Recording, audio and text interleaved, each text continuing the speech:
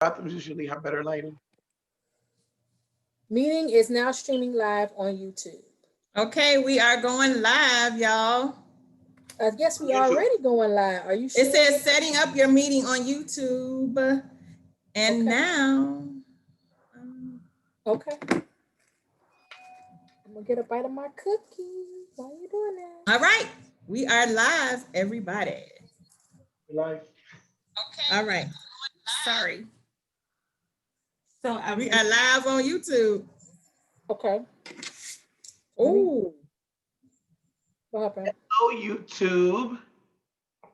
Welcome to the Curve-Unplugged. Right? Who's talking? Okay, I'm sorry. We're not. It looks like we are. We are. I'm just trying to share. Okay. Good evening, everyone. Hi, we are back. Sorry, we are we are a little late tonight, but oh wait a minute. Y'all okay. Got it together. We are on.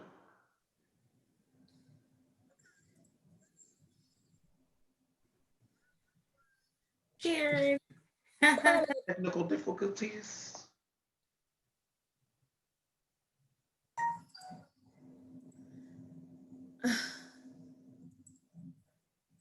What's the problem? Because I'm trying to log, because I hear it like echo. Y'all hear echo? Nope. No? Yes? No. Okay, cool. So, hey everybody. Hey. Welcome back to another episode of the Curve-Unplugged. Well, I know we haven't been on YouTube for a minute, but thank you. Hey everybody. Hello. We hear you just fine. There's no Okay, so welcome. I'm your girl, Nikki Dollars, and my co-host, Perla Celeste Styles. How are you? Hello, everyone. Kina Monique. Hey, everybody. Coach Keish. Hey, everybody. All right. So, ladies, how have you been doing? Good. I've been sad. You've been sad? Oh, because of Chad? Yeah, because of Chad. Oh, that's true. That's true. I actually attended a very good friend of mine. Her husband passed from colon cancer, and I attended his funeral on Saturday. And then in the week started, and the next thing we hear about is Chadwick passing from colon cancer. So yeah, I've been kind of in a rut. But the more you read and the more you go online, the more you think you got symptoms. So I got to be careful with that because I've been guilty my whole life. No matter what I'm reading, I done got the gout. I done had shingles. I done had pelvic inflammatory disease, all because I was online reading some stuff. Coach. So, I got to be careful. What happened to your friend, you say? Your friend's husband, I mean? My friend's husband, he fought colon cancer for 6 years. And he recently passed? Recently passed on the 16th of August. And, due to COVID and all of that, the services were not until this past weekend. And, he had a long fight. He had a long, hard fight. So she was by his side. His wife was by his side the entire time. And then I thought, when I heard about Chadwick, I thought about the fact that, here we were watching him be great in all of these different roles he was playing, not realizing that he was fighting for his life the whole time. Right. So when we hear he didn't share that with anybody, right? Like it wasn't an open thing. I don't think outside of his circle he shared his illness. Right. But now that we know what he died from, it makes it even that much more real for us because, like they say, you never know what somebody's going through. And I saw him losing weight and I was like, I wonder, is he losing weight for a role that he's going to play? That's true. That was my first thought, because I've seen other actors drop a considerable amount of weight because they were going to be, playing a particular role in a movie. So I thought maybe that's what he was doing. And I said, I hope he's not sick because he's lost a considerable amount of weight. But I didn't know people were like bullying him and trolling him online and things like that because of the weight loss. I didn't Not know that. knowing that he was sick, because I haven't Right. really followed him really to tell you. Right. After, well, no, I know he must have did a couple of movies. I can't think of one after Black Panther, but I love Black Panther. I mean, I went that night that we all went, and then I went the next day with the kids. Like I, and that's not even my stilo, but it was just so good, you It know, was a great movie. Yeah, it But was a even great so movie. good. And you know, I 42. had a friend who boyfriend also died earlier this year of colon cancer.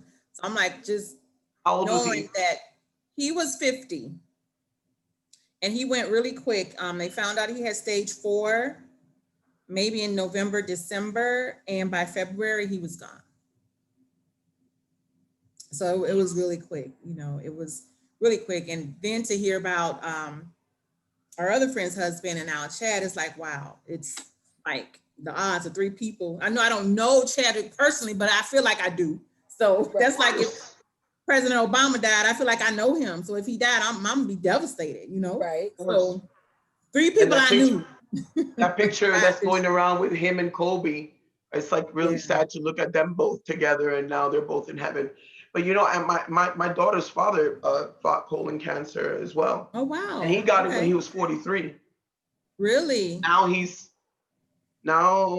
like 52. He's like, you know, he went through it. He had the, I don't know how you say that in English, the port Mm-hmm. where they transmit, right, the Mm-hmm. The the chemo. medication for the Mm-hmm. chemotherapy.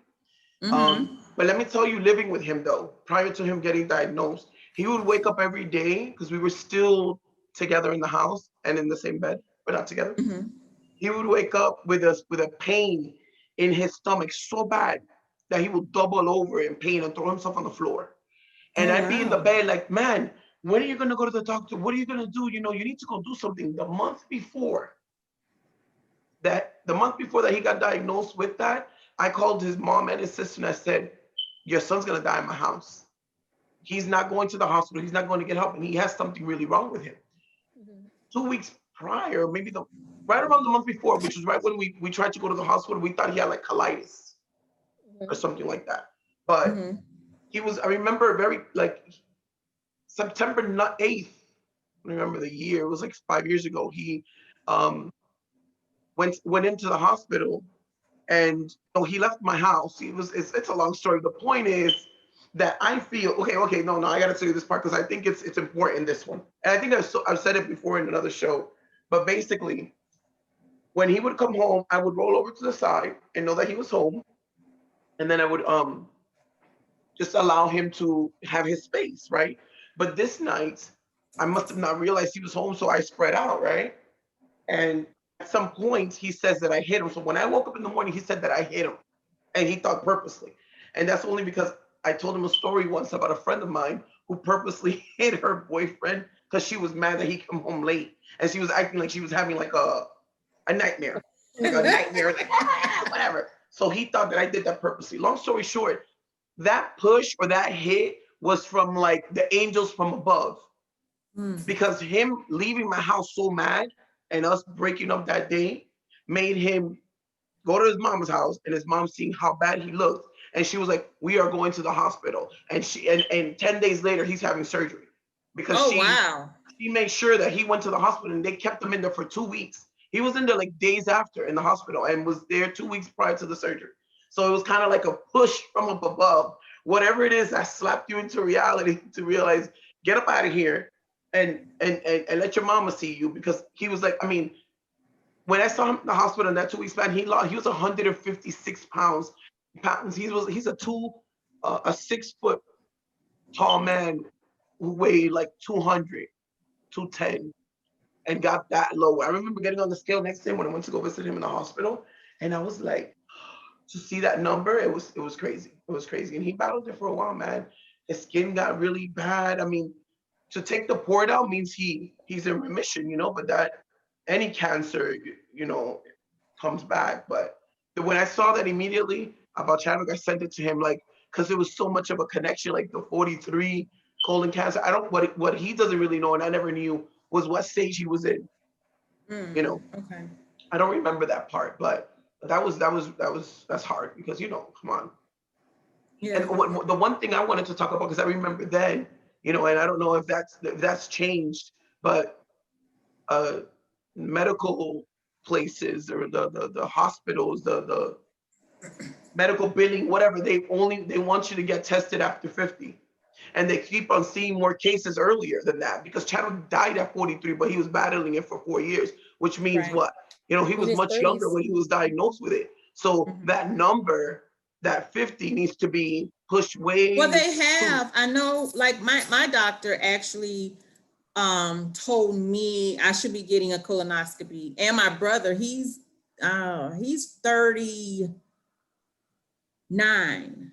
So he's getting a colonoscopy either this year or next year. Like I and then we were talking about this the other night, the quality of healthcare. And I think for especially minorities, people of color, Hispanics, is different when you go, you know, where you may have a Caucasian and you have a doctor, you go to the doctor and they're telling you, hey, they give you your whole mock-up, a whole workup, you need to do this, that, and What the you need to third. But have done by sometimes then. right, when we go, they don't give us the full mock-up saying, hey, you need to get this, and this, depending on your healthcare provider. I know ours now, they're telling us, hey, because we're African American and you have a higher chance of getting it, you need to go a little bit earlier. Mhm. And same thing with the mammograms. My doctor would say, hey, I've been getting mammograms maybe for the past, I want to say 6 years now. So the quality of healthcare for us in this country, people of color, is not the same. It's not on par as with other races. So I know that sometimes, not sometimes, that can make a big difference in whether you live or die. Right. I know that the American Cancer Society said that African Americans are 40% more likely to die from colorectal cancer because of late stage diagnosis. Like, because we have to be in utter pain by the time we go to the doctor to even request a screening or require a screening, we don't Mhm. go before then. And I think men more so than women, are more stubborn when it comes to going to the doctor. And any conversation that sounds like something going in their backside, they are just trying to avoid that conversation at all True. costs. That's You true. know, I asked a friend of mine the other day because we're 46. I said, "Hey, have you gotten your, screening for your colonoscopy?" He's like, "I don't need one." I said, "Well, why not?" Because my doctor did my blood work and my numbers look fine and I don't need it. I was like, okay, but as Nikki said, my um Yolanda, my girlfriend's mother died from colorectal cancer. And when she was diagnosed, she was already at stage 3 when she got her diagnosis. She was much older, she was in her 80s, but nonetheless, because of the fact that it was caught at stage 3, the battle was so much harder to fight given her age and everything else.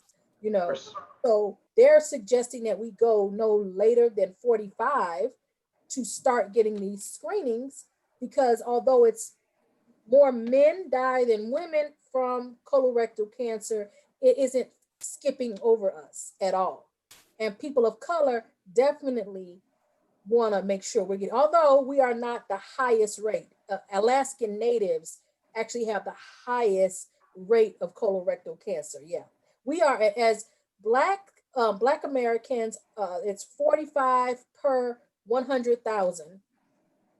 Hispanic, non-white Hispanics are 50% higher than white Americans and Asian Americans to get it. So Black and Hispanic, we are in that group. And if you look at a lot of things, when you go to the doctor, they even have check boxes for certain things. If you're African American, you're automatically getting that check for possibly has diabetes or high blood pressure. You're automatically going to get that. If you're plus size, you're automatically going to get that obese, morbidly obese check mark on your paperwork, even if you went in there because you dislocated your pinky finger. Like it's automatic. But we definitely, I agree with Nikki that our quality of healthcare is subpar, but we also have to become better advocates for our own health. And if your doctor isn't suggesting it, then ask the question, why haven't you Exactly. suggested? I need to Exactly. have this test done. Like, be your own advocate. That's right. That's true. And, I and let absolutely go of the agree. stigma about, having anything enter Checking your tutor. Yes. You enter gotta the check. rear Yes. compartment. So Yes. my mother went to go and get colonoscopy, and they actually found the polyps and dealt with them right then and there, burned them off or whatever the way they do the treatment, because the polyps Hmm. are the ones that turn into cancerous Yes. cells, it turns into cancer and all that. Yes. Absolutely. He needs to get checked very often, at least yearly, to make sure that he's not getting any polyps that are going to start growing. I So gotta ask him. your ex-husband, does he have to get tested more often? Does he get more screenings now that he's He already been should, but he diagnosed told me at the one other day point? that he hasn't gone in a while. He should. He should. Oh wow. But Okay. he's definitely eating better. I mean, I don't, we already know about meat, but he's like from Uruguay. So, Uruguay, Argentina, Brazil, their meat, their steaks, they love that. Their things Right. are like, they're the best barbecues, you know what I mean? Right. And he used to eat a lot of meat, a lot, a lot. Does Like, he still eat a lot of meat? Is his diet the no, same or has he yeah, his changed? diet has changed a lot. So, Okay. I feel like that's could have been, one of the issues for him. Well, we also know a young man who has been a vegan for 20 some odd years and still wound up facing colon cancer. And Wow. he hadn't had any meat. So saying that to say, yes, diet and exercise plays a big, humongous part in this. But because we are genetically predispositioned for certain things, we should still be very vigilant about being tested and screened, because just because you eat a great diet doesn't necessarily mean you skip past the possibility of this happening. So Right, that's true. Right. yeah. And let's not forget that colon cleanses are, very helpful too, because even if he was a vegan, if he'd never gotten a colon cleanse, I mean, you're never really getting rid of everything out of your tract. But baby, be That's true. careful with that colon cleanse. I mean, right now, most of us could work from home. Go for it. But if you gotta go to the office, I want to warn you. I want you just to be cautious with the colon cleanse, Yeah, because that it could get real. that That's ain't all no I'm gonna say. regular feces right It's there. not regular at all. It'll sneak up on you and it'll hit you in the back of the head. So yes, be mindful of your colon cleansing exercises. You might encounter something you ate a few months. Luckily, I work You alone, and might. the bathroom is for myself, so I could do my cleansings You can do your cleanse night anyway. Do your before, and I could be in the cleansings. bathroom with no problem every So 30 true. minutes. So true. I actually take Miralax daily, and if I Oh, forget do you? a couple of days, but I Probably a better way to deal with it, I can't do because that would just make you regular, because it works every 3 days. It doesn't that. work where you're taking today. It's gonna be for 3 days from now. It doesn't work immediately. So to be constantly, then that would be good. Yeah, it's true. All Okay. right. So I know Keena had some real heavy duty stuff she wanted to talk about this week. So Keena, please Hey tell us guys, what. I be going through some things and cleaning up my life. And one of the things that I have really been hard on myself, as I've said so many times, is self-love. And we as Black women, Trying we to find need, the volume. huh? I'm trying to find my volume. Go ahead. Oh, I need to talk louder. No, no, No, no, you're no. good. So we as Black women, not to say that we are superior, but we have the most psychological setbacks. We need that fortification mostly from our Black men. And one of the things that I came across on YouTube was, this was not recent, but 50 Cent was saying something about he prefers women who look exotic. And that's who he chose to be his baby mom. And even though they're not together, they're not married, but he still said that if it's a woman that don't look like a woman he could find in the hood every day, that's an exotic woman, and he prefers that type of woman. And Okay. the old me would have been offended by that, but I realized it didn't trigger me because I actually appreciate my beauty as a Black woman. So I asked the ladies a question, why do Black men give up on Black women so easily? And should we start giving up on them? Mm. Hmm. I want to first say I love your hair today. Like you are giving me some Donna Thank Summer. you. Like I'm really loving it. So kudos to that. Thank you. Um, I don't think we should give up on them. Like I'm going to put that out there for. I know it's the second question, but I'm going to say that first. No, we should absolutely not give up. I think there's a lot of reprogramming in our community that has to happen for the things that we believe they take for granted. They often take it for granted because it is part of the narrative right now. Like seeing Black single mothers has become so commonplace that it doesn't seem like a disservice for us to be raising children by ourselves. It doesn't seem wrong, right? And not only not only that, but we as women have to stop accepting the disregard. We have to stop making it okay for the men in our lives, the men that come around us, to disregard us. And we start by not disregarding ourselves. Like I think that the beauty in you, every man sees it. And I don't know that it matters if you white, black, blue, purple. I've dated someone who wasn't Black. And I can assure you that the same disregard, the same lack of consideration exists across the board. But it's that some women are better at calling it out and finding a way to help the person who's doing it see where they need to be accountable for their actions and how they're treating them. Wherein for us, we tend to go into the I don't need you type attitude. And we think by saying we don't need you, that empowers us as independent, strong Black women. It is very strong to say, I need help. It is very strong to say, I need you. That's a strong statement. But to say, I don't need nobody is, first Harder. of all, delusional. And second of all, it's counterproductive. How do you get out of someone what you want if you are leading the conversation with, I don't need you anyway?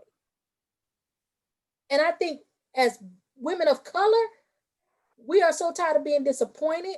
We will come to you first to tell you how much we don't need you, all the while wanting and needing you at the same time. And Does I it really think feel that, good to be combative? but I think that the amount of chances that we give to our Black men does not equate to the amount of chances that they give us. And I've seen it so many times, and I can even speak for my own brother. My brother was younger than 21, maybe a teenager, when a Black girl hurt his feelings or broke his heart. And from then on, he vowed to never date a Black woman again. And he's been with a Peruvian girl who has the exotic look for 12, 13 years, and she's brought all kind of hell and dysfunction to his life, but he refuses to leave. And I just always thought about that, like, God, like, what, how nice would that be even for me to have a Black man that would just never give up on me no matter how dysfunctional I was? But why do I need to look exotic to get that from him? And I don't think that we should give up on Black men. But what I would say to us is, why not date outside of your race? What is holding us to this standard that we can only date Black men? Date whoever, however you want to. We have this thing that we just don't want. A lot of Black women just do not want to date outside of their race. For whatever the reasons are, we just don't.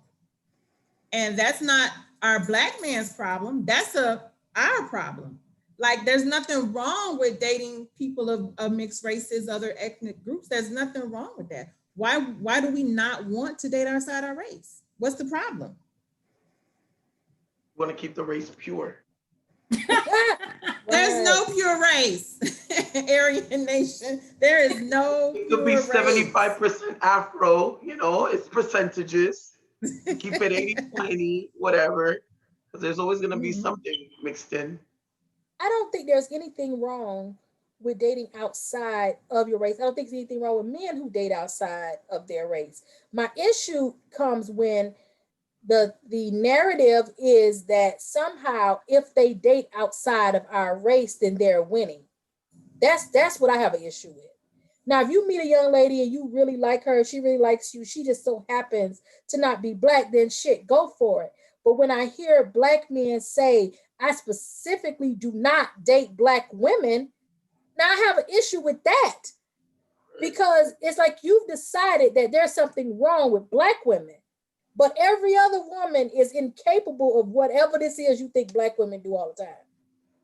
I've heard white women cuss their man out. I've seen them abuse men for money. I've seen all of that happen, all of it. And they're not black and they're doing it and they're clearly getting away with it. When we do it, it's like the end of the earth just came.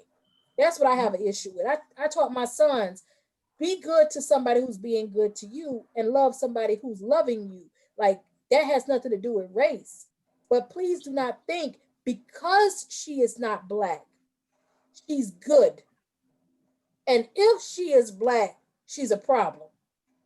And too many men have that mentality, although they will swear up and down that they don't. I know a few, and it's all about if she white, she right. The end. And unfortunately, I think that's a personal issue within them where they have this the white is right syndrome where anything that's not white is not right. And it's really a slave mentality if you think about it, because even, and I hate to keep bringing up slavery, but our mentalities haven't changed. The white woman was always the forbidden fruit. Everyone can do whatever they wanted to us black women, whether it was our black husbands or our white masters or their white friends, whoever. We were always free game for everybody. Expendable. But that white woman, that was exclusive. The exclusivity. You could not touch her. You could not look at her. And if you dare to, we will kill you. So now it's free reign. We can have all the white women they want. Mm-hmm. And I know they'll say, no, that's not it. But think about it. Just really, really, really think about it. What would really make a black man think that a woman of color is not the best thing in the world? That you have to have someone else who's not of color to be winning? Mm-hmm. Why? So the world puts the black man on a pedestal. Every race of women loves black men, and then all They other. love black dick. Correction. They do not love black men. They Who is love But black attached to a dick. black man. they're still put on a pedestal. In other races, black men are feared by them. So Right. when it The comes women love the dick and the black men men are has scared of the dick. the black men kind of have a higher ranking on the planet than the black woman. Absolutely. So my whole thing is not that we don't love ourselves and not that we don't think we're beautiful, but if our own men aren't cherishing us, who will? And it's not only our own men, it's us generally. Like we talked about last week with this Kamala Harris. I always get her name wrong, but now everyone's just coming out with all these things that she's done. They're digging up her past. And as much as I love Barack Obama, you talk about Barack Obama and I'm ready to fight, right? But we would not stand for anybody talking about Barack Obama. Now let's just be real. When people started dogging Barack, we was like, wait a minute. I don't give a damn if he ate a baby's foot. That's my president. You ain't finna talk about Barack. But we just let these people talk about Kamala like it's okay. And she's a black woman. Nobody's protecting her. We're not protecting her. They did the same thing But what to does Michelle that say? Obama. The same thing with Michelle Obama. They called her every monkey they could think of, accused her of not being female. She didn't have those kids. It was just like a whole big mess. And even when you look at the Black Lives Matter movement, Breonna Taylor, Sandra Bland, and the list goes on. We're thinking about women of color that have been murdered at the hands of whoever. Our names just get forgotten. It's just like a fart in the wind. For about 2 seconds, we got something to say, but after that, it's just forgotten about. But Fart in the wind. Wow. it's really, it really floats by just that easily. And then here we are constantly battling, and we feel like we're always having to fight for every ounce of recognition, every ounce of validation. We're always in a battle with somebody for those things. But I'm agreeing with Nikki with the mentality of a lot of guys and the way they see women of color. Like, you gotta work harder, be prettier all the time. I see some of these, I see some of these chicks they start dating, and she looked like every bit of the food stamp office. And yet he would treat her like the queen of Love her Sheba. dirty draws. Here Yes. you is, she walking around with no shoes Crazy. on, dirty foot, smoking a Newport. She the greatest Foot thing since dragger. sliced cheese. Foot Exactly. dragger. But for when it comes to us, we have to always be. We don't have any room. Nikki, you got Sorry. something back. You got I'm something sorry. going on. I was trying to do something. Are you My done bad. doing that? Can you get out of the thing? Can you mute yourself? I I am. like these two angles. They're funny. It's too funny. Like, why is she doing that? She under the table, looking like a criminal. I Like was she trying done to do snuck the something. phone. Could you just Hold get on. off it? I was trying to do something. I'm sorry. I like that picture. You good now? We good now? Mm-hmm. And we do look like I want to see us treated better. I want to see us regarded better. But I do believe that we have to stop accepting the lesser in order to get the greater. And that is going to cause a lot of us to spend more time alone than in a relationship when you just stop accepting the foolishness. Now, I will say that a lot of our heartache comes with us putting up with a lot of crap from the wrong black men, and that's nobody's fault but ours. And one of the things that I really was touched by was Monica and how she's fighting for C Murder. And she's waiting, and she's been waiting all this time for him to come out of prison. And now that How much waiting was she doing when she got married? I Like, don't she know. didn't do that much waiting, sis. She I got don't know. married. She had some churn. She was not waiting. Well, But carry on. she's ready now, and she's Yeah. linking up with Kim Kardashian to work with him out of prison. Yeah, Kim Kardashian. Yeah. Yeah, the because inmate supposedly whisperer. he's innocent. But my whole thing is this: now that she's making this public, there's another woman coming out saying that she don't know where Monica come from because she was C Murder's woman. Oh yeah, I saw that. Moved Oh, really? city as his Yeah. cousin, okay, and she don't understand why Monica think when he gets out, he gonna be all in her face. And I just said that to say that we as black women, we hold on, we hold on, we hold on. And at the end of the day, we get the pie in our face because let's be honest, a lot of black men lie. A lot of black men deceive us. A lot of black men will make you think you're the only one and you're not. And Every man will lie and deceive. Y'all don't give a damn where he from. Anything a person can get away with, dog, they gonna try it. but nobody lies True. better than a black man, okay? No, child, please. Tina. A liar That's is a true. liar You is a would think liar. he's telling the truth and he is lying. He could cry. That's because you want to believe it. lying. It's not because he lying better. It's because you want to believe him. True. And he ain't lying. No, he's not lying better. Ain't no better lie. You want Right. to believe him, so you believe him. You're a bigger fool. For the one you want to believe in. Pearl and I actually were having this conversation earlier today about paying attention to the obvious signs, the telltale signs of foolishness when it comes to men and the games that they are playing. That has no color on it. None whatsoever. You see these guys from over in Africa, them Nigerians be trying to get you, baby. They done called They you. do. The Africans be all trying to about get you. their lineage and how they from royal blood and all kind of ish to Yeah, get they your kings. If you fall for it, then so be it. But that's no different than a man coming from Mexico or anywhere else who just want to On the block. And he want to tell you whatever it is you need to hear to believe it. That is not specific to Black men, but any man, any woman you want to believe in, you gonna believe the bullshit they telling you. Well, I just hope this don't blow up in Monica's face, or this man get out of prison and then there's some drama about other women she didn't even know about. So what? She had a husband. So what? I mean, I think that when it comes down to it, we have to realize that when you're getting into a relationship with somebody, you're getting into bed with all the shit that come with them as well. True. So it don't really matter if you knew about the woman or you didn't know about it. If it's gonna be a hot mess, it's still gonna be a hot mess. Oof. But Monica did her own amount of mess. If that's the case, she went to work, made her money, got her a husband, had her some children. All the while, C. Murder sitting his ass in jail. So how much can she really say? What did he do? Murder? I don't know. What did he do? I don't know. They said he was innocent and he took the fall for his homies. I don't know. Yeah, that was smart. Okay. Don't do no crime around me.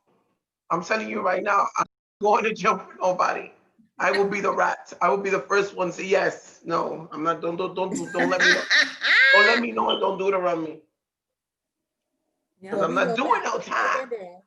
Write that down. Yeah, write that down. Although I'm the wrong person for you to be wanting to do anything with. Please don't let me know. So it's safe to say that we're not giving up on Black men. However, keep the eyes open to everybody that comes by. That's right. Yes. That's right. That's right. Yes. Agreed. Any of you guys have a preference? Of what? Of man? Yes. Rich.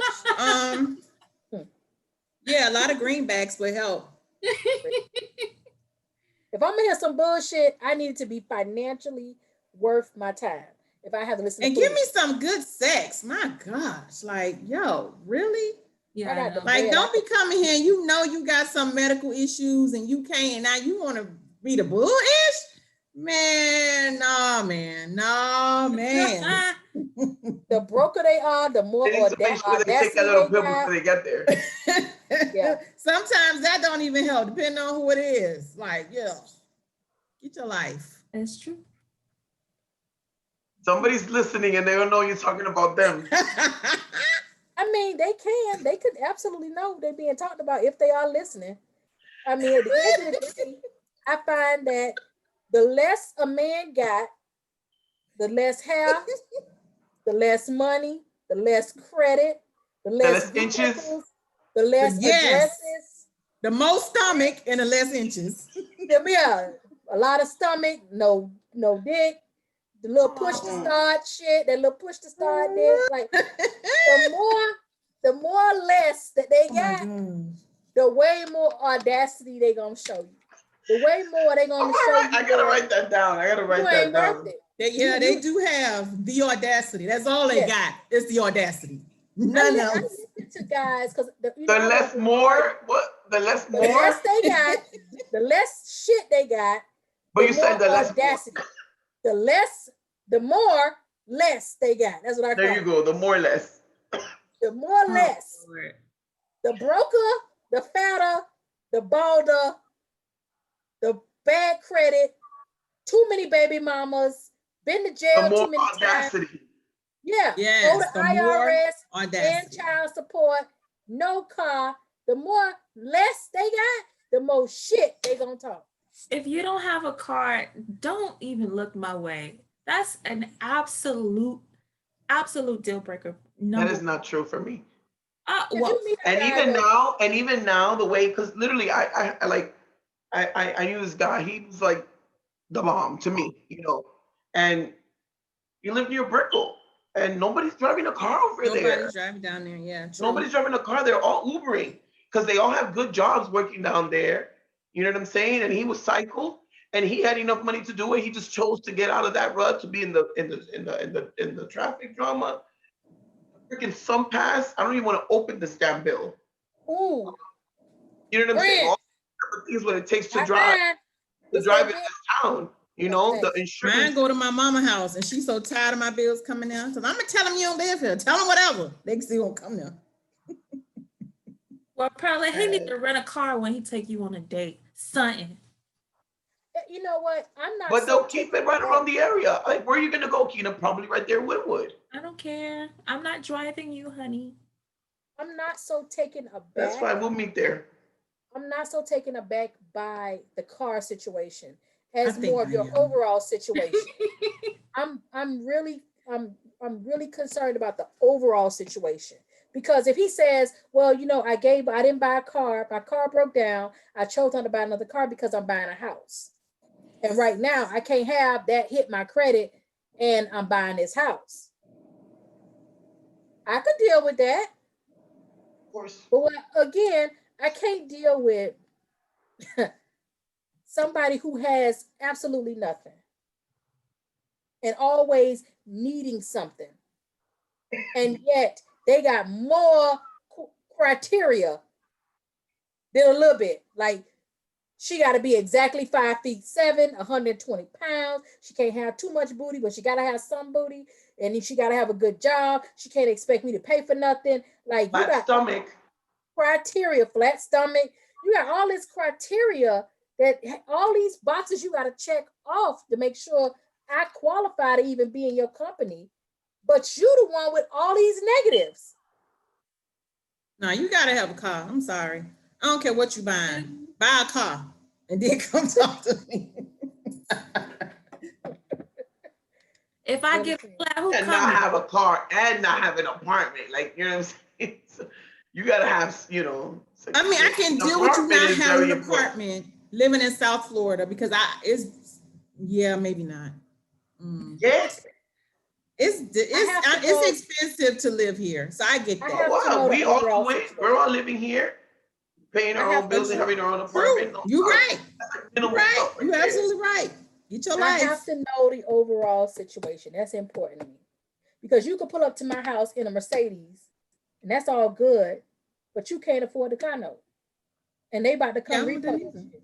Like True. I don't want to date somebody else that's in And such that happened. That really is very South Florida. They're It is. driving the Benz and the the best. Lexus and living, you know, fitting the bill of, you know, when they pull up and anywhere, you're accepted with that. Meanwhile, they're living at home with moms. It's like I don't get that. You Well, know, I'd rather everything in live their life is a regular just car and an efficiency exactly Right. with a And or a that's what I room mean. I need someone or who knows that the little house in the back of the house. You know, that has balance. Like I feel like if I can get out here and have a car and go to work and pay my own apartment, then I want someone who can do those same things. Like meet me with where I am. You know what I mean? I understand stuff happens and life happens. But if I can maintain, I want someone who will be able to maintain too. Because I know that, okay, if stuff gets hard, he can still maintain the way I maintain. I mean, I see where you at. I understand it. I just feel like for me, it's important to know. I need to understand the full picture of what's happening in your world. But Because coach, you could have all those things and still coming into my life with a whole bunch of debt and but foolishness. coach, when he want to go grocery shopping, guess who he calling? You. When he want to go get his hair cut, guess who he calling? You. When he want to go to the mall, guess who he no, he gotta the have one it with the together. Like, car? I mean, come on, No. Again, psycho. Uber, Uber works, Lyft works. How was you getting there Exactly. before you met me? Like if you still very Oh, independent and making your moves, car no car, fine with me. But I can I don't borrow need. your keys? Can I borrow the keys? I don't You need don't have another. to go with us. We don't have to go together. Just let me borrow the car. Yeah, no. You know that's coming. And then if that's the case, you gonna drive my car. Then when it's time to pay my car note, I should be expecting you to come up with half of this money, right? Or some car insurance money or something, right? Like this shit ain't free. I feel like on a daily basis, I tell a man every day of my life that this shit right here is not free. Let us be abundantly clear, ladies. I think part of the reason why guys can be so condescending and not present when they're dealing with us is because of the fact that we, in our independent ways, make them feel like there's no requirement of them to help maintain the thing that they want so badly. You see a guy get a car, he'll take that car to the car wash every week because he's not driving around with his car with a dirt stain on the side of it. But he'll let you go without getting your hair and nails done. No, this shit is not free. If he play video games, he gonna buy video games. The new PlayStation, whatever 25, whatever it is that just dropped, they gonna pay whatever it costs to get that. So people do and pay for and take care of what they care about. We got to stop letting people think they could be in our lives with no requirement. You absolutely can't talk to me for free.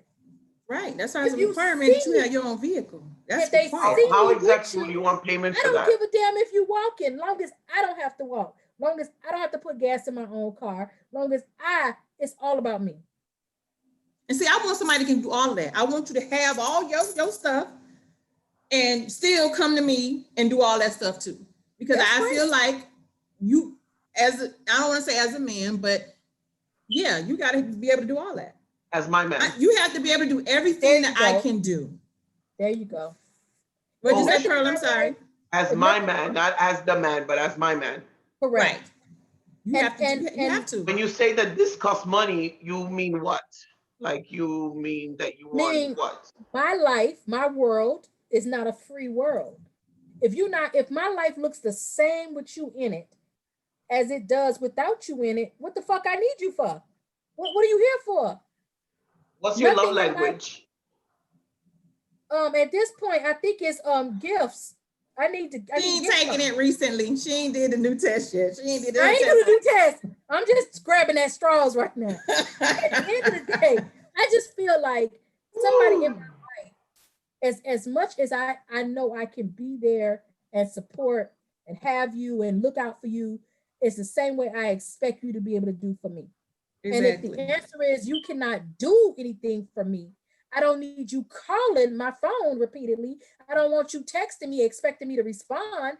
I don't need you taking up time and space. And I ain't looking for nobody with potential. At this point in the game, you should already be where you need to be, trying to be, all this potential. Nah, I don't want no potential. You're gonna potentially not be talked to. That's what's gonna happen. But I like what you said, Coach, because we're talking about wanting to be respected just the way the Black man is respected. And that's a mental adjustment for us to demand what we deserve and to demand the things that, like you said, the maintenance of us being queens, that's hair, nails, all these things. And a lot of us women don't have that mentality to expect those things. We just opening your door, even the stuff that don't cost money, even opening your door, even asking, are you okay? Do you need anything? Is there anything I can do for you? Like even in the ask, that is missing in a big way when it comes down to how men communicate and move in and out and around in our lives. I want somebody who has their own set of friends and who has their own things to do. I think that's super important. But even with that being said, you got to be able to make time to be present for me. And if you just cannot do that, then that's great. But we just ain't going to do this. And I'm not saying this from a place of a woman who's never done the latter, who's never done the opposite, because I absolutely did the opposite. And I live to regret those decisions. I want to see them. I want you to give examples of what that looks like, though. Like what looks like. What did she do that she felt she gave and now regrets in the midst of what you're not wanting now? Or like, when you gave your time for free or spoke till 2:00 in the morning and then, you don't even get can't even get a tea the next day because you're so, whatever. Agree. So you just said it, because for me, it's more valuable the time that I invested in you. I can never reclaim my time. Although Maxine Waters said it best, baby, when she said I am reclaiming my time, but time I do not own. So I can't rewind the clock and take that time back. The time I invested in you believing that there was an us in it.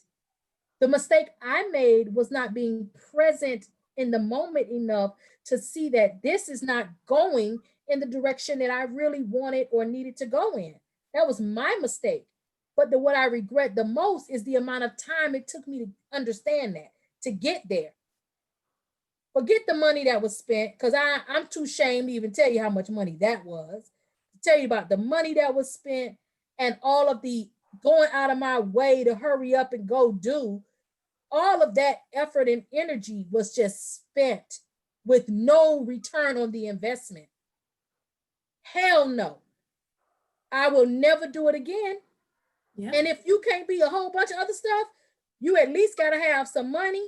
So at least I could walk away saying, well, here's my Gucci shoes, and here's my purse, and here's that down payment on my house, and here it is, and here it is, and here it is. But no more investment in people to look around and realize they had no intention on investing in you. Fuck no. And I think as women, and not just Black women, but all women, I think as women, we have mastered the nurturing and the giving part of ourselves. But that other part about receiving needs a lot of work. It does. Work. You're 100% right about that. I think we are almost ashamed to expect things like it. Does it sound funny coming? It used to sound funny to me coming out of my mouth and saying, well, I expect you to pay. Like, no problem. It for me, once upon a time, it felt weird to say that because I almost felt like it was a given. Like, I do things for you. It's a given that it's my birthday, it's Mother's Day, it's Christmas. You want to do for me because I've done for you. But I realized that shit gets lost in translation real easy. So now it don't hurt me none to say, I got $5,000 worth of this that I got to pay for. Do you have $5,000? No? All right, then. I've never had a problem with telling them what I expect. It's my birthday. My birthday is coming up, so I'm expecting something. Now, if I don't say anything, that's because I don't expect you. We ain't on that level. Don't give me none because I ain't give you none. Don't look in my face because you're gonna bring me something and you're gonna be looking crazy because I'm not giving you nothing. But if it's someone, I don't have a problem with that. Even so we have to. You didn't get it. So what happens when you were expecting that, but you absolutely didn't get it from that person? And we had a problem. I've broken up with people because of that. I've broken up with people because of that. Yeah. Because in my younger days, yeah, in my younger days, I was more strict about that. But it's because we were so young and there's only one special real day. Because now we have more, like, as mothers and whatever, that it's like, if you're not going to come through, Valentine's, right? On days like those two, so what are you really going to do for me ever? You know what I mean? Like, and trust me, I'm not even about hundreds of dollars, Gucci purses, not even about that. Just fucking show up with something, like show that you have some care, that my birthday means something to you. You want to celebrate me in some sort of way. And even, like, for example, when you're with the person who shows up and gives you a toenail fungus remover because they picked it up and they know that you needed it. You know what I'm saying? And whatever random days throughout the 365 brings the flowers or does anything for you, that person doesn't even require that. There's no rules for that person because that person shows up in the right way. Like, I'm one of those, like, if you're coming through this threshold, bring chocolate, water, throw out the trash, something like that. You have to do something. Something needs to be done because the man here needs to help out with something. You know what I'm saying? Hang up the pictures. Something needs to, like, I had this fucking boyfriend. He would come and paint. Like, he would, like, yo, because I can't just stop and do and just chill. No, you got to be working. There's something needs to be done here. You know what I'm saying? So, but that person that would do those little things, and that's a relationship, I probably wouldn't be so stuck with. But that same person would always acknowledge that birthday because look at how they are throughout the 365 days of the year. You know what I'm saying? So there is something to say about that, because there is. I mean, it goes back to me. I keep on saying, I mean, I remember my sister was the first one to put me onto the love language, but that goes back to that. But a perfect relationship needs to have those 5 points, you know?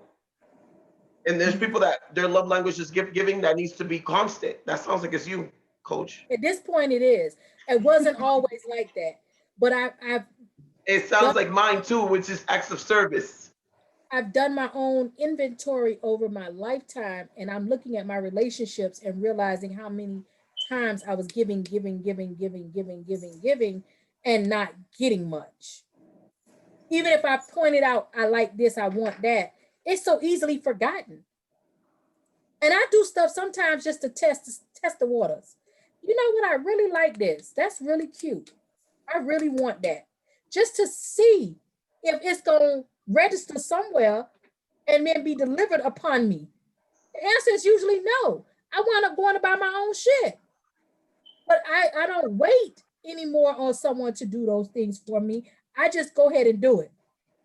I just go ahead and do it because if you want it to be a part of my happiness, then you would know things that I like. And I'm like you, Perla. It's not that it has to be extravagant, but let me be clear.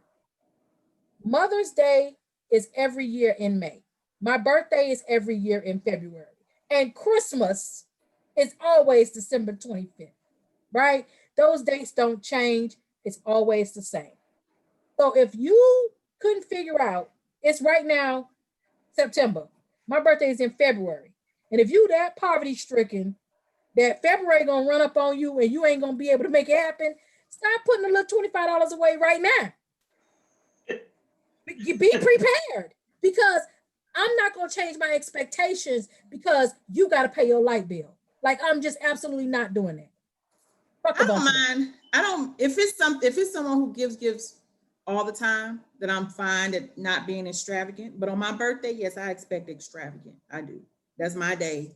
Yeah, I do expect something very extravagant. But now, if he's the type of person and he's always doing something, then he has some leeway.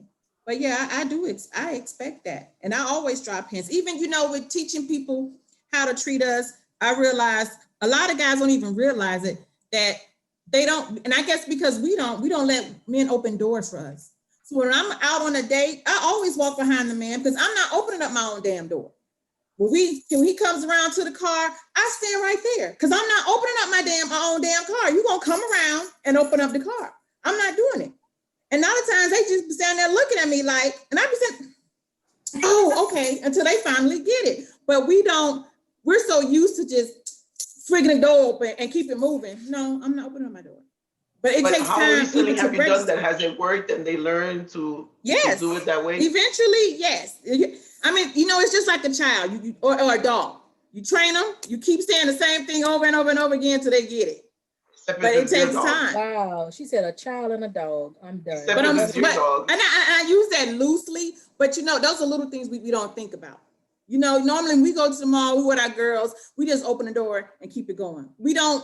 It doesn't dawn on us that, okay, now I'm with this guy, let him open the door for me. Because basically you're talking about just teach them how to treat you. Yes. And what you expect, what you like. When I meet a guy, I really love flowers. I really love this. I like having flowers sent to my house or my job, or even just coming to the door with flowers. I had a guy once, every time we went on a date, he would show up to the door with flowers. Every time. It didn't help that I didn't like him at all, but every time he came to take me out, he would show up with flowers. And then that says something for me. And I'm like, dang, why can't I get somebody who really like me to do this? Like, I don't even He knows he had to work extra, girl. Well, I think that even goes to how we manifest things in our lives. I don't know that it needs to be, because I don't have a problem. People opening doors for me happens all the time. Like every man that's around me at work, they all open my door. They all will go take my car to get my my gas put in there, because I've said it out loud, like, this ain't for me. This gas thing is not, it's really, I cannot deal with this. There's still pumps where you could get it pumped. At least I know for sure there's one on 41st Street in Miami Beach. So I gotta go to Miami Beach from all the way up here in North Broward. Just know that when you're around here, you can go and get your gas pumped and that pump. Well, I don't have to do that because I work with all these guys and they all know she hates the gas station. They all know that. So somebody is going to take my car and put gas. This week it was, we know your car need to be washed. So drive your car around here. Let's get your car washed. I'm okay with all of that. But I think that I've learned the value, the art in manifesting what I want. Because now it's not so much as me teaching every single person that come into my life a thing. It's that I'm putting it into the universe and saying, the people that come into my life need to already have this. So when they come, they already know how to open a damn door. They already know to pump my gas. They already know to be sweet to me, send me flowers. Like they already know. I'm not at this stage, I'm not in the mood to teach you how to be.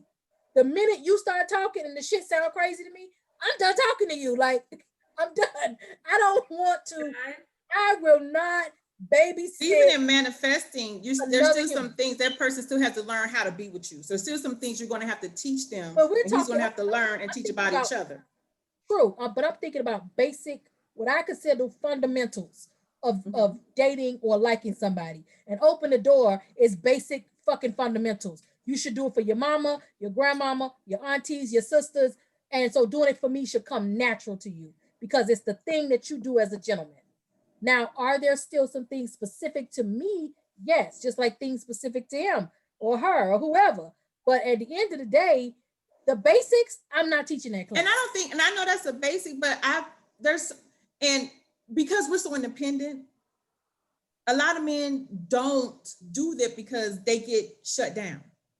So that sounds like something basic to us, but for the majority, it's not basic to a lot of women. So it's not that men don't do it or know how to be a gentleman. They're just morphing to whoever they're with. Well, she didn't like me doing that, so I don't do it. So if you haven't done it for so long, you don't know that there's still women out there who like having this done for them. I just forgot about it. And I don't want to be in the weirdness where you're standing and expecting it and having to do the Nikki thing to just be like, I don't care about that because I know there's that women I just out grab here my own door, and then the don't. guy's like, I'm just like, yeah, all right, whatever, grabbing the door, Nah. just walk in, and that's it. So because I know there's women out here who really they didn't grow up like that. It's all this independent. I can do my own thing. I go my own door. I can do this. So they don't know that there's a softer side to a lot of women who still like that gentlemanly behavior. And you know what I ask women who always telling me about how independent they are? I ask them, just because you can do it yourself, should you have to?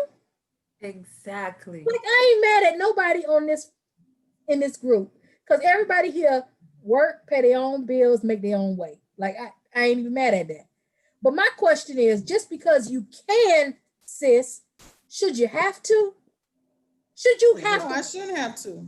Open that door yourself. If your tire go flat, should you be out there with some, whatever them things is called that you get the tire off with? Never. Should you I be would trying be to get that shit and jack the car up in the air and all that? Who does that? Like I'm not the girl for that. So let's start here. I don't pump gas.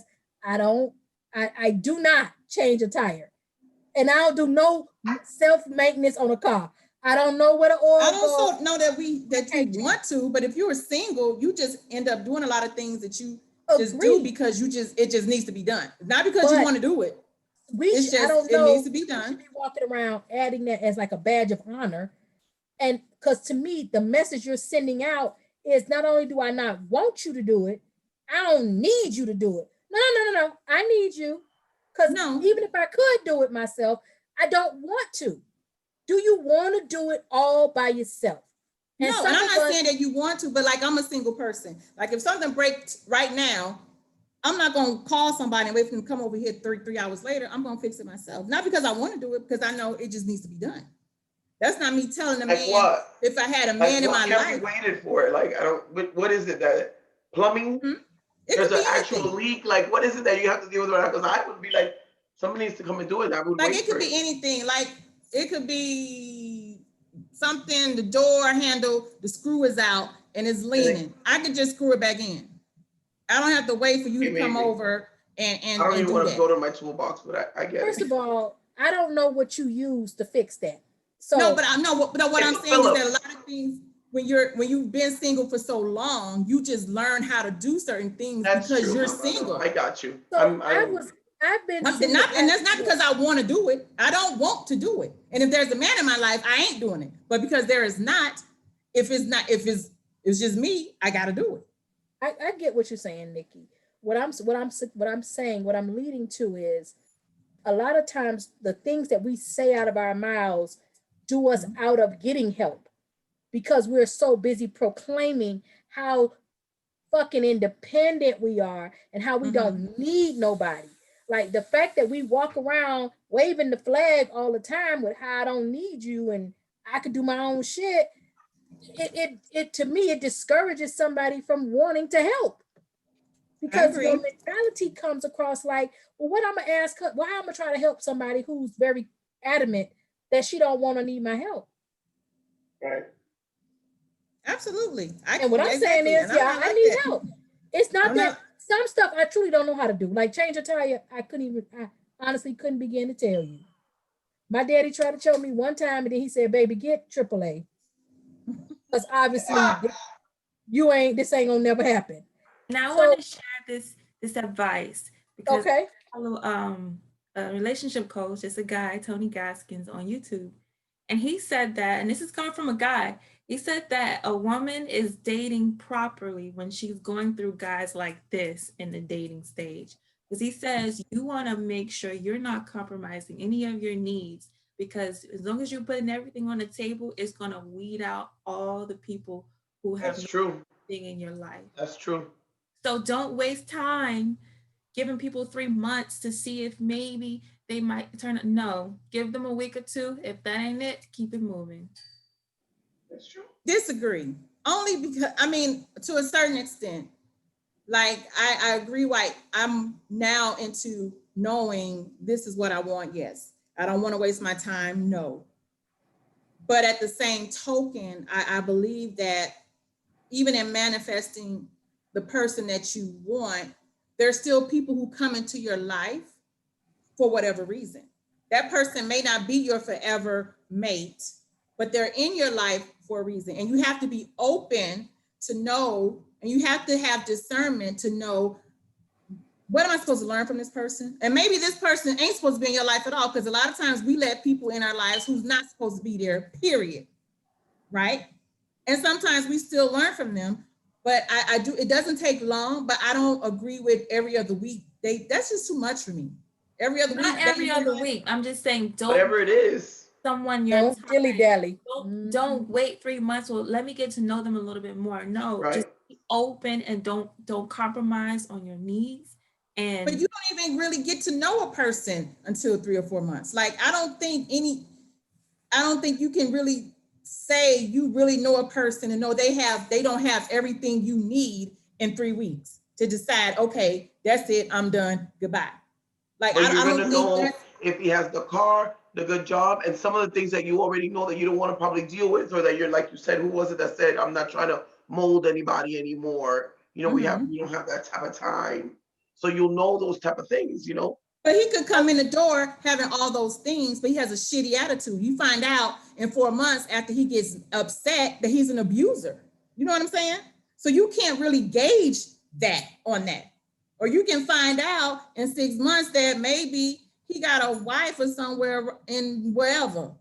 Like, I don't think that's enough time to really decide whether or not this person isn't for you. Because he could come in the door on paper, he's everything you want it. And for the first 3 months, first month, y'all going out, y'all talking every day. The sex is great, this, that, and the third. But then week 6, week 8, week 9, he changes.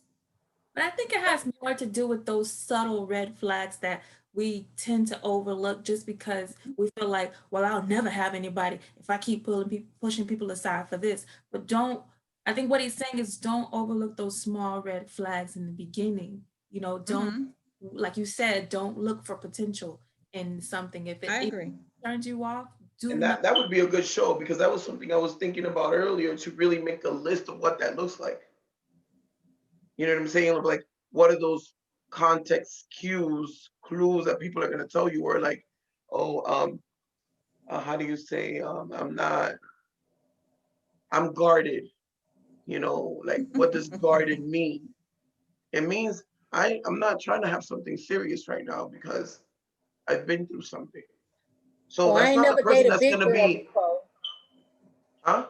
Or they say I ain't never dated a big girl before, but I can't be with a man who doesn't have a relationship with their mom, or always has a negative connotation to say about women in their family, their sisters, their mothers, their aunts. That's a definite red flag for me. Absolute red flag. That's true. And I I think as wish one of y'all would have said my double chin was like taking over the screen. Y'all could have said that though. Heifers. Pull your Bring the computer camera down. down. yeah, Pull your computer down to the honestly, level. There we go. Well, So y'all wait till we Censor. 90% through the show to say that. These are my you weren't friends. looking Now. at yourself? I just saw it on my phone and I'm like, why I got 9 chins? mine is showing. Y'all rude. I look awful. We're gonna delete I just this. want to say that we as ladies, It's live. We can't delete it. we have very good intuition, You and do. so easy to overlook it. It's so easy to just brush it off. But That's true. do not ignore your intuition because it's on point most of the time. It's true. That's true. You're absolutely right. Call it whatever you want to call it. Your gut, your Yeah. intuition, the little voice, God speaking, or whatever it is. But my, I learned that lesson real young, real young. It was like some stupid stuff, but it was something that it was telling me go do it, and I didn't do it. And I was 13 years old. It was all the clothes were hanging on the clothesline. I looked up at the sky. I was on the third floor of the building, and I was like, "Damn, I'm gonna have to go down there. I don't want to." Then it started pouring, and we're talking about 20 minutes. If I would have gotten the clothes when I felt like I should have gotten it, they would have been dry. Then I had to take them on. They were completely soaking wet. And I remember being so mad and that having to go up those third floors that I was like, next time I'm gonna listen to that little voice that told me. And I remember little things like something tells me like turn around to look back at that chair. My purse is there, little things like that. And it's like I just started very early to listen to it when it's really telling me to turn around, to look back, to that person must have been saying something about me, whatever. I came in the room, anything like that. I already know what's up, because I'm really listening. But that's when it really speaks really loud. 'Cause sometimes I miss it. But when it's that loud, I know to like, okay, let me stop and really analyze it. And it's worked with everything. I give you minimal examples of just everyday lifestyle. Imagine in relationships. I mean, to Right, really listen to your gut, right. of not speaking to them after hours because, oh, they're always busy or they're always working, or is it that the wife is home? Whatever it is, all these little things that, you start really seeing early, and you would relieve yourself out of a headache because are we deceived or are we deceiving ourselves? That's like the Ooh, word of the day today. No, I absolutely. came up with that one real early preparing for this because really that's what it is. You know, we deceive Funny you ourselves say that. I got the because of those same clues. message. I got that same message from me, being angry at someone for not reciprocating. And I'm like, this person was manipulating. And the message I got was like, were you manipulated? Or did you manipulate yourself into thinking that they were manipulating you?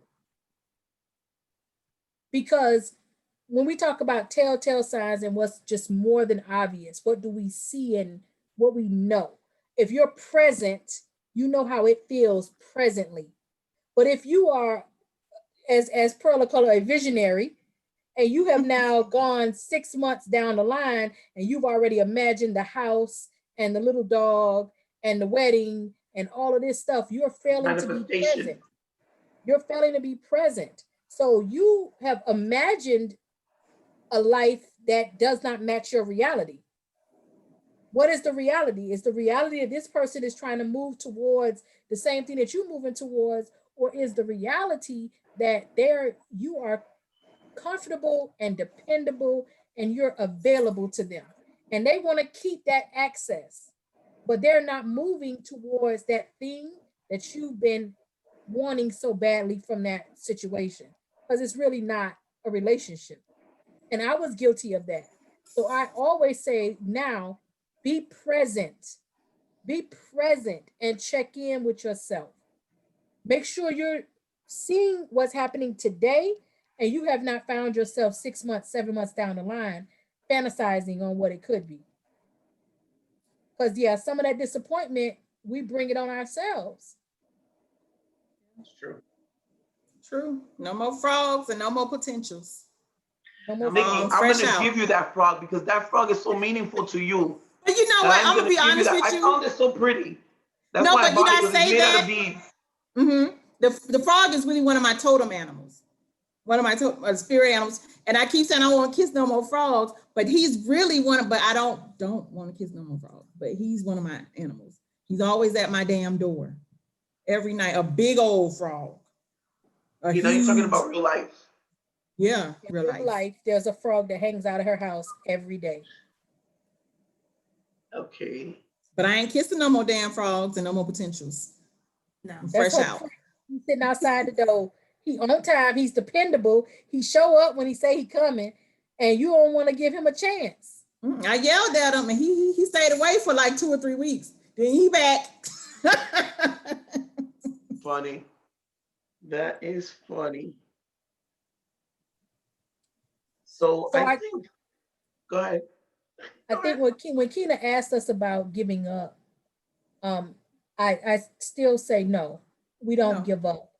But I do think that our perspective needs adjusting, because we need to start manifesting in our lives the things that we truly want and the qualities. And I'm gonna give y'all a short story.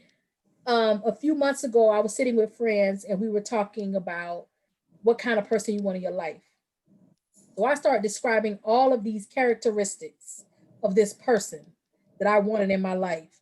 And I said, I'm gonna say Mike, but that's not the name I use. I said, so we're gonna call this person Mike. This is the name we're giving to the person that I'm waiting for, because they're gonna have all these qualities. I go to work and Mike shows up at my desk. And the funny part is the person's name was exactly the name that I gave to my manifested soulmate. It was the name Mike. Showed up, was polite, sending flowers, heavy on the compliments. Let me take you out. I want to do things with you. I want to spend time with you. And I was just I wasn't physically attracted to them, but I saw how quickly the universe was delivering on my expectations, because I was clear as to what I was expecting. So I didn't have to teach him anything about opening doors or any of that doting behavior, because when I put it out there, when I became clear with me as to what I was looking for, the universe showed me, I'm listening. I hear you. We hear you. And here it is. But I think a lot of the confusion often in our lives comes from wanting something specific, but then wanting it out of a person that doesn't have it to give. So you want to go shop at the mall, you need $300, but in your bank account is $35. You can't get 300 out of that, right? Just like if this person doesn't have, if they're not an honest person, if they're not funny, if they're not a cheerful giver, if they're not ambitious, if they don't already have a car and their own place to stay, but you want him so bad, how can the universe give that to you if it doesn't match your actual request? They can only give you what you ask for. That is so true. And if somebody is not coming towards you and moving in towards a relationship with you after you've prayed and meditated and manifested these particular qualities in your person, then what is the true answer here? That is not your person. I was getting tarot readings. They flipping the cards. They was like, no, not that man. No, that one ain't the one. And I just kept going back, more cards and more cards and more praying and more asking. And every time the answer was no, no, no, no, hell no. And it wasn't because the universe didn't want to deliver to me. My prayers were not going to be answered. But here I was asking for this mighty big prayer out of this person who absolutely didn't have any of that to give me. So of course we're gonna tell you no. You came up in here wanting a Mercedes Benz. You got enough money to buy a Whopper with cheese and no credit. How the hell? We can't give it to you. So I think that the signs are in us. Like all of it exists in you to manifest the life that you want, the love that you want, the money that you want. It all exists in us. But we have forgotten our powers as women. We have forgotten how powerful we are. And we need to stand in our power and we need to speak truth to our power. And if that's get out your own way, girl, then we got to say that to ourselves, to our friends, and we got to fucking mean it.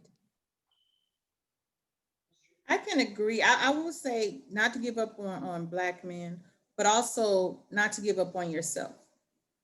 You know, just in piggybacking on what Coach said, it's very difficult for us as women and women of color to admit that our shit stinks.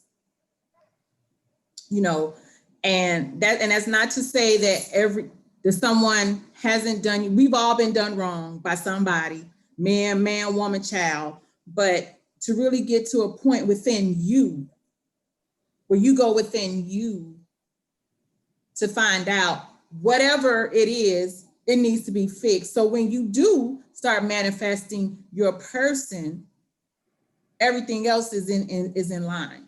Right. And that's very difficult to do. It's very difficult to go inside yourself and start, all this stuff starts coming up that you didn't even know was wrong. Mm-hmm. Or you didn't know you had an issue. You didn't know you were still mad at your sister or your mom or your dad for something they did to you when you were 10. You were still holding that animosity in your heart. So that's why every man you meet, you hate your dad so much. They're everything your dad is, and you don't even know. That's because you just hold so much animosity that you are attracting that to you, you know? So just going within, like, don't give up on yourself. Even if you're just taking the time and just write down, healing is the word. Yes, absolutely.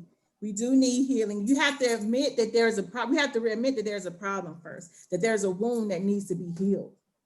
And that is perfect, because that was the other thing that I shared with you guys, the pain of giving birth to yourself. And the whole last 4 or 5 years of my life was me giving birth to myself. And we all know, as women, we carry a baby for 9 months, and it's not until that baby is ready to come out, it ain't coming out. And it's the same thing with ourselves. You know, giving birth is a painful process, even emotionally, for ourselves. And like Coach said, we have these prayers that are nothing wrong with those prayers, because there's no prayer that's too big, but it's you that is too small to even receive it. So you have to really go through those painful things, like you said, Nikki. You have to go into the darkest places of yourself. And it doesn't have to be something you share with anybody else. It could just be you, something you face in your solitude. But you really have to go into the darkest places of yourself and then face them, because until you face them, they can't go anywhere. They're always going to be there, festering inside of you, making you making you angry, making everybody the problem but you. Okay, you can never see the fact that you are standing on your own neck and causing yourself not to breathe. So giving birth to yourself is important. Yes, I like that. A lot of people that are going through that, and they call it the dark night of the soul. But that is one of the best things you can go through. And when I was going through it, I felt like, I was never going to get out. Because, there are things in life that we're smart enough to get over it. We're smart enough to get over it. But there's that one thing that is going to take you forever to get out of, because it's not meant to be a quick fix, because it's a deeper healing. And I know a lot of people that's going through it, and I know my sister's dealing with something like that. And I just want to tell people, don't give up on yourself, like you said, Nikki, because if it takes you, it took me 4 years. If it takes you 10 years, whatever it takes, you will see a better you in the end. You will have a brand new person that you always wanted to be, but never thought you could be. Agreed. I agree. Well said. Well said. No. Yeah, I like that.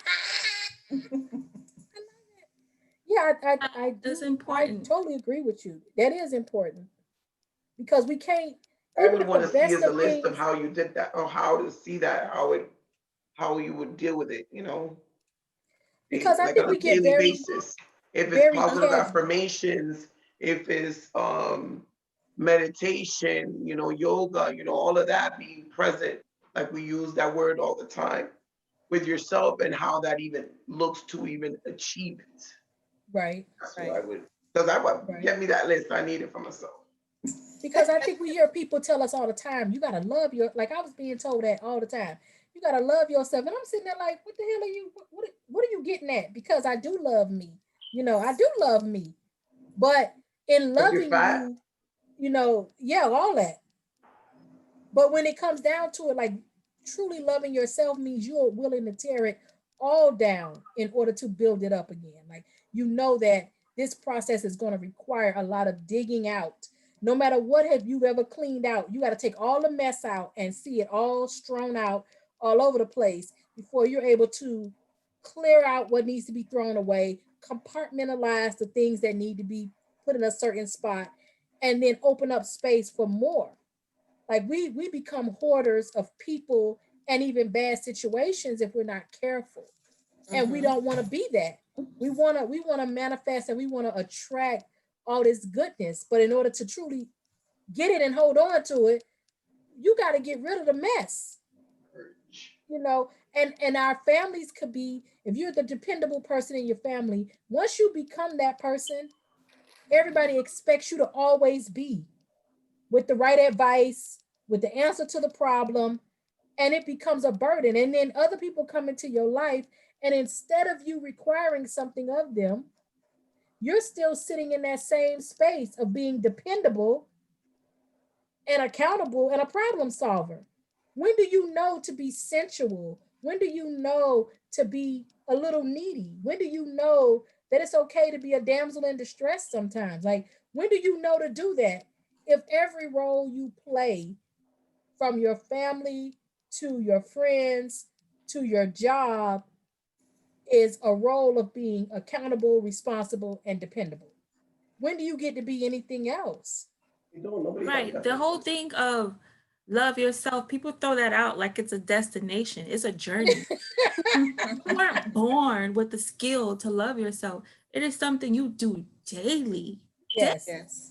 It's not yes, something that's just easy. And I used to think, well, I gotta be doing something wrong because people say you're supposed to love yourself, you're supposed to love yourself. But I realized it took Yeah, people one day people at a say. time. yeah, constantly. Like, that's just the magic. Like, somehow I felt like I just simply wasn't getting this. Love yourself, love yourself, love yourself. Well, what new math is this that I'm not getting? Because somehow I'm not comprehending. It's either my level of comprehension or your level of explaining that the two ends are not meeting. Like, I done walked out on somebody trying to counsel me. I done said, don't tell me not another thing. I don't want to know another thing. I'm good. I just ain't gonna know that. I just ain't gonna ever do that. But it's worth the work. And if we want somebody to love us, all of us, just the way we are, flaws and all, then we got to understand our flaws and we got to be able to forgive and love ourselves through our own flaws. And stop lying. Like, why you want everybody to think that your shit is what's happening on Instagram? No, you've been in bad relationships too. You've been hurt, you've been misled, you've deceived yourself. Like, we got to be okay with just calling it what it is and Absolutely. allow ourselves to go through it, learn, and then just let's not take. I don't want to take that class again. That class I took, I don't want to take that class no more. I want to share something I did earlier this year. I had Okay. one of those really big pickle jars, probably like this big. And instead of throwing it away, I said, you know what? I'm going to put this in my room and I'm gonna fill it up with water. And the only way I can fill it up with water is I say something positive about myself.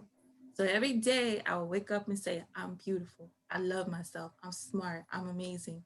And finally, even though it was just little drop, little pores at a time, but by the time I got to the top, I really felt the vibration of my life changed. I looked different in the mirror. My skin looked different. Oh, girl, that's So it's like beautiful. little things you can do to make it fun for yourself because it's not a Right. destination, it's a You journey. The literally watered journey. yourself with Yeah. that Yes, water. You were Yeah. pouring the water on you. yeah. Yeah, to make that grow. So that's one thing, Perla, positive affirmations. Even if you put the stuff in a For jar or sure. every day, I see a lot of people, they put them on their in the mirror in the mornings where you brush your teeth or wash your face. They have all the sayings there. And you say it to yourself every day until you start believing it yourself, whatever it is.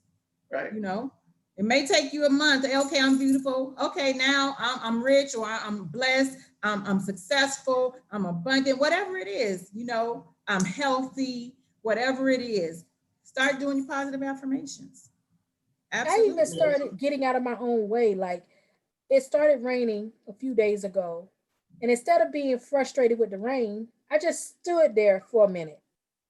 It wasn't gonna kill me. It's rainwater. But how we're always in a hurry, racing and running and ripping through our lives, that we get frustrated at simple stuff. Like the rain has to come, right? It has to happen. It's for our benefit that it shows up. It's just like, as Keena said, birthing yourself. The end result is gonna be beautiful, but you got to be willing to get wet a little bit. You got to be willing to be uncomfortable a little, a whole lot probably. If you're me, you got to be willing to go through it in order to get to where you get to the other side. Otherwise, you're gonna keep doing the same thing. You're gonna literally date the same person with a different Tell me name. about it. Damn. You're gonna keep dating the same person. You're gonna keep running to the same shit you keep complaining about, like me. I'm sick of needy motherfuckers. Period. Sick of them, sick of them, sick of them. But you know what I was attracting? Needy motherfuckers. And then I'm mad at the people for being needy. No, no, no. Be mad at you, Keish, because you keep attracting that needy spirit over here to you, because that's all you talk about. So now I say I'm a money magnet. I'm a money magnet. Money comes, money finds me. That's what I say. And you know what money been doing lately? It's been finding me. I don't even have to ask for it. It just show up. So I do believe that the power is in the Bible. The power of life and death is in our tongue, correct? So Yes, we it need to start is. speaking over our lives and not just saying the words, not just going through the motions, but really owning the outcome, because we're speaking into our reality what we want it to look like and expecting extraordinary results. It's not Because like going every to the day, yeah. you buy a lottery ticket, you want to win, but do you truly believe that when Wednesday or Saturday roll around, you really got the winning numbers? Do you truly believe it? And if you don't, that's why your ass ain't won yet. It's So I people who believe somebody gonna write me a check and it's gonna show up in my mailbox. I don't know where it's coming from. Somebody gonna write me a check. you It's just gonna show gotta up one day. you gotta believe it. Like you got to own it. You own the outcome, or before it even manifests, before it even show up. I'm owning this is what my life is gonna look like. If you go to work every day complain about your job, two things can happen. A, you ain't gonna have a job no more, or B, you gonna keep that same job and be miserable. But the more we are thankful for what we have and not afraid to ask for what we want, the universe has no choice but to deliver, because we were not put here to suffer and struggle. And you know what the biggest misuse of our power is going through life without intention. Because whether you Mm, intentionally trying to create your life or not, you doing it. So you might as well be intentional about it. Don't just absolutely. the house because you just on a routine to go to work, but have an intention. Today when I go to work, I'm gonna make sure I don't get pissed off. Today when I go to work, I'm gonna make sure I stay peace at my own internal peace. Mm-hmm. Things that are intentional daily.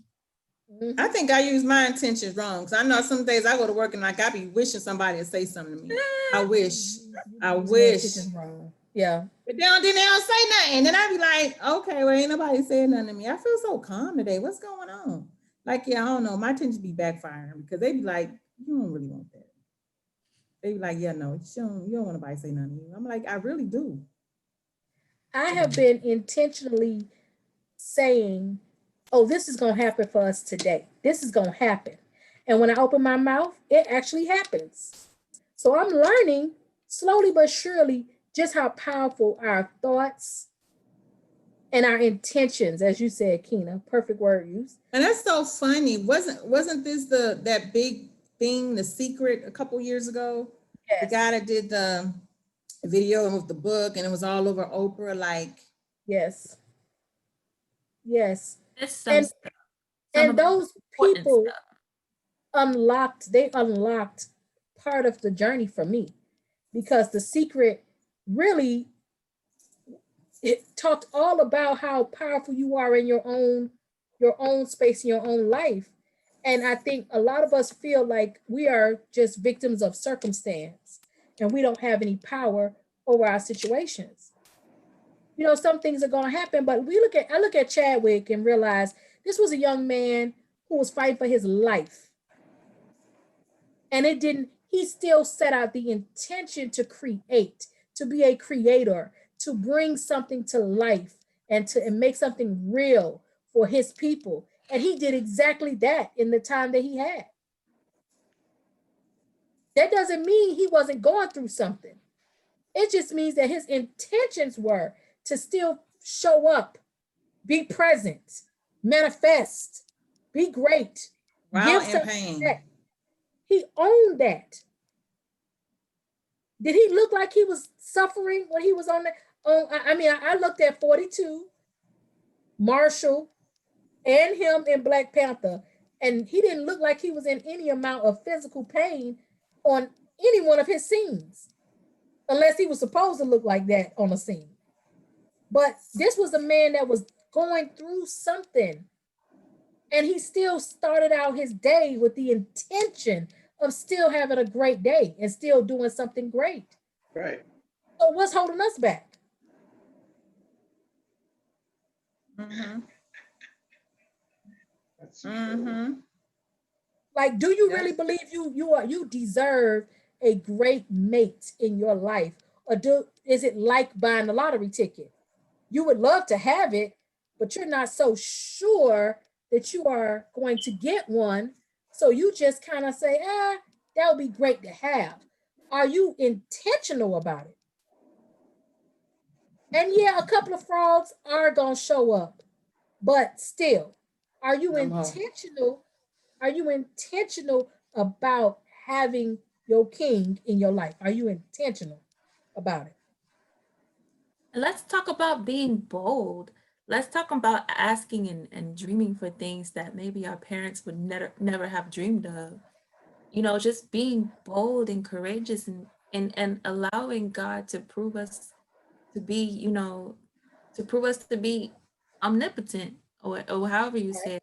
Because whatever we ask for can come true. But Right. Absolutely.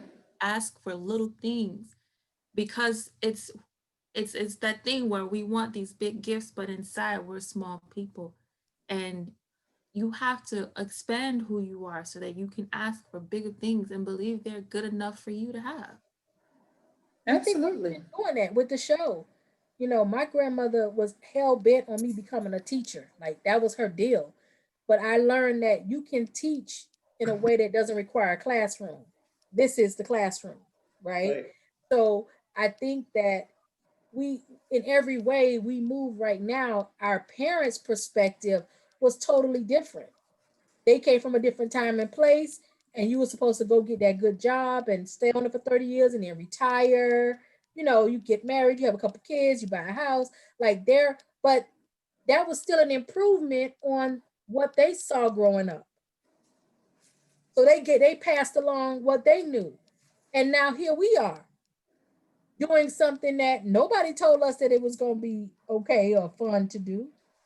But then there's another generation behind us that is still doing way more at a younger age than what we would have even dared to do at their age. My son, 26, moved by himself across the country. He lives in Portland, but I wouldn't have been that bold at his age to pack up from everything, no family, no friends, no nobody, and go move on the other side of the country. I wouldn't have been that bold. And it's cold over there. Exactly. Yes. Everyone Totally else. changed, like even a Even wardrobe. starting, From your own Miami, business. be going over there? No. Yeah. Like, growing up, it was you stayed on your job for 30 years, you got the watch, you got the pension, you got the retirement. But now times have changed, and most people don't stay on a job for 5-10 years. There's a lot of entrepreneurs, and in my parents' day, that wasn't something that people did, start their own businesses. And now you have women starting their own businesses, Black people. I mean, there's just so much that's changed, that our parents just didn't do. Like, my parents like, you don't never stay on a job longer than, yeah, I might not. You're right. Cause I don't know how my attitude is gonna be in another 2 years. I ain't gonna even like really. And it's not only the changing the jobs, of course, the job industry is different. The loyalty even that jobs gave back then is not the same job loyalty now. You can be here today, gone tomorrow. It's not the same. So we've had to adapt and adjust. And still today, my parents don't understand, why are you doing this? Because times are different. Times are a lot different. Or even being at a certain age and still being single. That was, if you were my age in the 70s, 80s and single, something was wrong. And sometimes people think something's wrong now to a certain degree, but She a lesbian. yeah, you see her for her We auntie, get married too. They do now, absolutely. So yeah, just being I don't want to say being different, but I think just a lot of things have changed. Just even in the past 5 years, things have changed. Yeah. So I think that one of the things that we don't do, or we're still kind of scared to do, and I think the millennials are much more attuned to their individuality and raising the bar and not caring what people say. I think a lot of times we are still so consumed with how it looks and what it looks like and what people are going to say if I do this, what people are going to think if I say this, and we still can't be our authentic selves. So I think that's the challenge. And a lot of times, even growing up, our parents were not allowed to be their authentic selves. They either had to stay like growing up, you didn't get divorced if your husband just didn't leave you, like you didn't do that. You couldn't be who you really are. So I think a lot of times sometimes we struggle with that. And I know that's one thing that has changed from when my parents were little, just being able to say, I don't want to do that. Either I don't want to be married, I don't want to have kids, I don't want to do whatever, and being okay, because that's who you really are. You're right. I totally, and I think that, in so many ways, we have been an inspiration to our parents. Not all parents will be able to admit it, but I know that my son was inspiring to me because he made the move that he made. Here I was shaking in my boots, just thinking about this move he was trying to make. And here he was just super excited about making this move. And that was inspiring to me that he moved across the country and is doing well for himself without mommy needing to be there and lead the way and give direction. And when I did give some pushback, he said, well, do you feel like you raised me right? And I said, yeah, I do. He said, well, then let me show you. How do you argue with that? You can't, right? You gotta So be quiet after that, because then you gotta that just means he even exactly gave you the right answer. you gotta shut up after that. So to watch him just go and do a lot of the things that I was so nervous, I would be so nervous even to this day about doing, I think that is so inspiring. And I don't think that my mom, when we first started the Curve, she was just like, What is this thing you're doing? Now she asked specifically about the curve. How's the ladies doing? And what y'all working on now? Are y'all looking at this? Because y'all should be talking about that. But it took us to get there. And sometimes it's a matter of just doing it. By doing it, you're quelling a lot of fears for even for your parents when they see you actually doing it. And not just sitting by talking about, I wish I could, maybe I should, if I was younger or thinner, or after I lose some weight, or when I get some money, just do it. I think that is inspiring young and old. I think that's inspiring generations. That's true. It's been a good talk today, ladies. Huh? It's been a good talk today. It My throat, has. it was really cold in here. I like literally have like this little viejita blanket, my grandma blanket, because it got really cold for a minute. So my You voice should is go, like, go over to Nikki. She got a lot of scarves. Just get you I a do. scarf. All you need to do is put it up around that neck area. And before I go to bed or make a tea. yeah, I do have a lot of scars, and my scars are very pretty. She's trying to say something, right? It was kind of like, She used to always talk about my scars, right? Now she got a million of them. So yeah.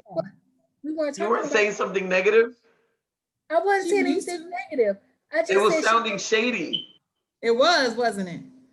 Was it? Well, Okay, maybe her so response to you, and that's why, because I couldn't tell, I couldn't gauge. But her it response to was. you, and then She that was makes it being sound. like Brandy was last night with Monica. That's all. oh, that's shady. There you That's go. real shady, friend. Now, guys, for those of you who are watching, we do want you to subscribe to our YouTube channel. The Curve Unplugged is right here at the bottom somewhere. So you will get your notifications when we go live again. And also, please follow us on Facebook at The Curve, on Instagram at Curve Media Group, and on Instagram at The Curvy Cipher. Right? I'm saying that right? Right? Oh, and on Facebook as The Curvy Cipher. Because we are into this whole holistic, whole chunky Reiki. woman healing and wellness and the ascension of women. And to that end, we have t-shirts and crystals galore and sage to burn and incense are coming. So we want you guys to just check out our page. We do have a live sale tomorrow night. We'll probably come back here and do that as well. We have a live sale tomorrow night, and we want you guys to be there because we have some amazing pieces we want to share with you. And we're going to not just sell, but we're going to talk, teach, uplift, and empower. So we want you here tomorrow night at 8 o'clock. Is it 8 o'clock, Nikki? Sounds good to you? All right, then it's 8 o'clock. So 8 o'clock tomorrow evening. Thanks, guys. Thank you guys for joining us, and we'll see you next time. We're gonna be on Monday, even though it's Labor Day. We're gonna be here, okay? Oh, Monday is Labor Day. Yes. All right. I hope I'm not on the schedule because I'm gonna be out of town. Bye. Look at that. Good night, everybody. Bye. Good night.